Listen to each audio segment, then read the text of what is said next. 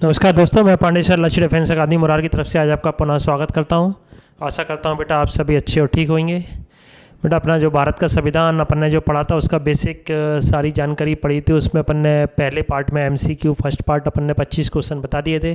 तो आज अपन next 25 question लेकर हाजिर हुए हैं। ठीक है, तो अपन इसको कंटिन्यूस 26 से कर रहे हैं क्योंकि 1 से लेकर 25 तक अपन ने क्या बताया था फर्स्ट पार्ट में ही बता दिए हैं।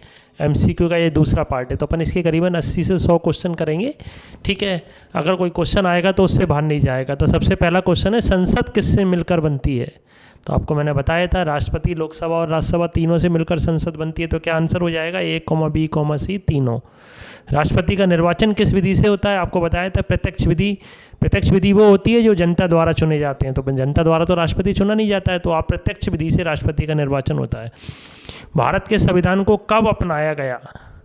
देखो, अपनाया कब गया और लागू कब किया गया, दोनों में अंतर है बेटा। अपनाया गया था 26 नवंबर 1949 को और लागू कब किया? 26 जनवरी 1950 को। आपको मालूम होना चाहिए। ठीक है, अपनाया और लागू करने में अंतर है। ये अपनाया है और फिर लागू किया गया। पंचवर्षीय योजना किस देश से ली गई है? सोवियत संघ से ली गई है, पूर्व सोवियत संघ यानी रूस से ली गई है। एकमात्र निर्विरोध चुने जाने वाले राष्ट्रपति कौन थे बेटा? नीलम संजीव रेड्डी थे एकमात्र निर्विरोध चुने जाने वाले राष्ट्रपति। नेक्स्ट क्वेश्चन है बेटा, वर्तमान राष्ट्रपति द्रौपदी मुर्मू का उड़ीसा के किस जिले में जन्म स्थान है? तो मयूरभंज जिला है वो जन्म स्थान है इनका। ठीक है, याद रखिए, इंपॉर्टेंट क्वेश्चन है। राष्ट्रपति भवन में कुल कितने कमरे हैं? 340 कमरे हैं। राष्ट्रपति लोकसभा में कितने सदस्य मनोनीत करता है? 2 सदस्य मनोनीत करता है। राष्ट्रपति राज्यसभा में कितने सदस्य मनोनीत करता है? 12 सदस्य मनोनीत करता है। भारत में तीनों सेनाओं का प्रमुख कौन होता है? राष्ट्रपति होता है। ठीक है, नेक्स्ट क्वेश्चन है, किस अनुच्छेद के तहत राष्ट्रपति को न्यायालय द्वारा दोषी ठहराए गए व्यक्ति को दंड को कम करने या क्षमा करने का अधिकार है? यानी जिसने न्यायालय ने जिसको दोषी ठहरा दिया हो तो राष्ट्रपति अगर उसे चाहे तो उसके दंड को कम भी कर सकता है या क्षमा भी कर सकता है। कौन से अनुच्छेद में यह व्यवस्था? अनुच्छेद 72 में। ठीक है, भारत के राष्ट्रपति को शपथ कौन दिलाता है? भारत के राष्ट्रपति को शपथ दिलाता है सर्वोच्च न्यायालय का न्यायाधीश। ठीक है, राष्ट्रपति को हटाने की प्रक्रिया महाभियोग द्वारा राष्ट्रपति को बेटा हटाने की प्रक्रिया ये संविधान में बताई गई है। किस अनुच्छेद से संबंधित है? अनुच्छेद 61। राष्ट्रपति राष्ट्रीय आपात किस अनुच्छेद के तहत लगाता है? अनुच्छेद 352 के तहत लगाता है। अगर देश पर कोई आक्रमण हो रहा हो या बाहर से कोई असुरक्षा हो अपन को या देश के अंदर कोई प्रॉब्लम हो जाए तो उस समय राष्ट्रपति क्या करता है? राष्ट्रीय आपात लगाता है अनुच्छेद 352 के तहत। अभी तक राष्ट्रीय आपात कुल कितनी बार लगाई गई है? 3 बार लगाई गई है।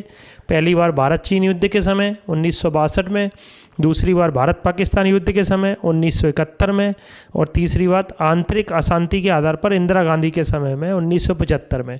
सबसे ज़्यादा आपातकाल इंदिरा गांधी के समय में लगे बेटा, ये मालूम होना चाहिए आपको। ठीक है, राष्ट्रपति शासन किस अनुच्छेद के तहत लगता है बेटा? राष्ट्रपति शासन लगता है अनुच्छेद 356 के तहत। देश में सबसे ज़्यादा राष्ट्रपति शासन किस राज्य में लगा है? उत्तर प्रदेश में 10 बार लगा हुआ है। भारत में वित्तीय आपात अभी तक कितनी बार लगा है? 1 भी बार नहीं लगा। वित्तीय आपात का मतलब भारत में वित्तीय की यानी पैसे की प्रॉब्लम हो जाए, देश की आर्थिक स्थिति खराब हो जाए, उसको बोलते हैं वित्तीय आपात। तो अभी तक भारत में एक भी बार वित्तीय आपात की घोषणा नहीं हुई है। उपराष्ट्रपति का कार्यकाल कितने वर्ष का होता है? 5 वर्ष का। किसने कार्यवाहक राष्ट्रपति के रूप में काम किया है? बीबी गिरी, न्यायमूर्ति मोहम्मद हिदायतुल्लाह और बीडी जत्ती। बेटा तीनों ने कार्यवाहक राष्ट्रपति के रूप में काम किया है।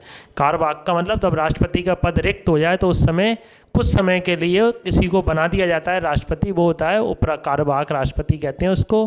फिर उसके चुनाव करा दिए जाते हैं। इमरजेंसी जैसे कोई एकदम राष्ट्रपति किसी की डेथ हो जाए है ना, उस केसेस में क्या होता है? कार्यवाहक राष्ट्रपति कुछ समय के लिए बना दिया जाता है। तो कौन कौन थे? बीबी गिरी, न्यायमूर्ति मोहम्मद हिदायतुल्लाह और बीडी जत्ती। तीनों कार्यवाहक राष्ट्रपति के रूप में काम किया है तीनों ने, ध्यान रखिए। राज्यसभा का पदेन सभापति कौन होता है? राज्यसभा का पदेन सभापति उपराष्ट्रपति होता है। मंत्रिपरिषद सामूहिक रूप से किसके प्रति उत्तरदायी होती है? लोकसभा के प्रति उत्तरदायी होती है। मोस्ट इंपॉर्टेंट क्वेश्चन है बेटा। नीति आयोग का पदेन अध्यक्ष कौन होता है? प्रधानमंत्री। भारत के पहले उप प्रधानमंत्री कौन थे? सरदार वल्लभ भाई पटेल। लोकसभा को भंग करने का अधिकार किसके पास है? राष्ट्रपति के पास है, प्रधानमंत्री की सलाह पर। तो आज अपन ने बेटा 25 MCQ देखे, आशा करते हैं आपको अच्छे लगे होंगे। इनको कॉपी में नोट कीजिए। अगर आप कॉपी में इससे पहले कि आपने अगर बेसिक इसकी थ्योरी पढ़ी है तो देखेंगे आप मैक्सिमम क्वेश्चन उसमें से ही हैं थ्योरी में से, तो थ्योरी भी ज़रूर पढ़िए और मल्टीपल चॉइस क्वेश्चंस को अपने आप कीजिए, ठीक है। तो सारे के सारे क्वेश्चन कॉपी में नोट कीजिए। आज के लिए इतना ही। जय हिंद, जय भारत। आप सभी खुश रहें, स्वस्थ रहें।